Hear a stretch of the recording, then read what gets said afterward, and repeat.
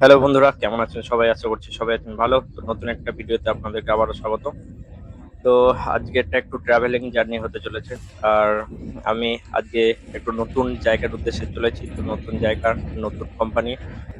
তো পুরোনো কোম্পানিটা হলো যে আমি ছেড়ে দিচ্ছি, কারণ ওর থেকে আমি একটা অনেক ভালো কোম্পানি পেয়েছি। তো যেটা অনেকটা নাম করা, তো নামটা এখন বলছি না, সেটা পরে বলবো।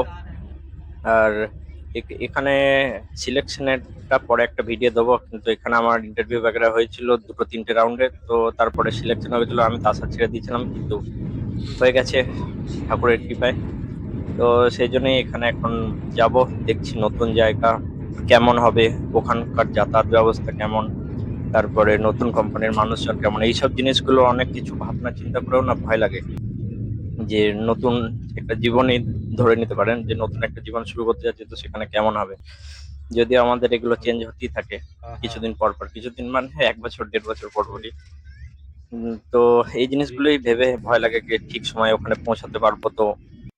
আর এখানে হচ্ছে বিশাখাপত্তনমে হচ্ছে ভাষাটা একটু সমস্যা আছে, কারণ ওদিকের মানুষ অনেকটা হিন্দি বোঝে না। ঠিক আছে, তো আপনি বিহার টিহার এদিকে যাবেন, দেখবেন যে মানুষ হিন্দি অনেক ভালোভাবে বোঝে। কিন্তু ওখানকার মানুষ হচ্ছে হিন্দি বোঝে না অতটা, তারপর বাংলা তো অনেক দূরের কথা।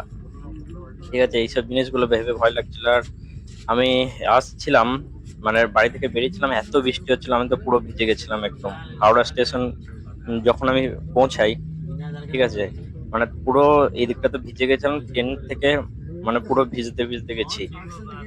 আর দিয়ে তারপর তো ওখানে সাঁতরাগাছি গেছি, তো ওইদিকে ট্রেনে এত হাওয়া দিচ্ছিল, প্রচন্ড ঠান্ডা লাগছিল, তো সাঁতরাগাছি থেকে ট্রেন ধরেছি। আর এই যে দেখুন, এখানেও প্রচন্ড বৃষ্টি হচ্ছে, খড়গপুরের পথ থেকে যাচ্ছে, তাই বৃষ্টি শুরু হয়ে গেছে।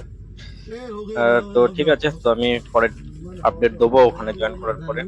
তো দেখা যাক ওখানকার কেমন কি জায়গা, কি কাজ হচ্ছে না, সবকিছু আপডেট দেবো পরের ভিডিওতে। তো ভালো থাকবেন। আর ঠিক আছে, তো আজকের ভিডিওটা এতটাই।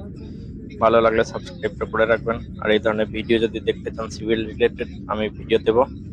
তো বাই।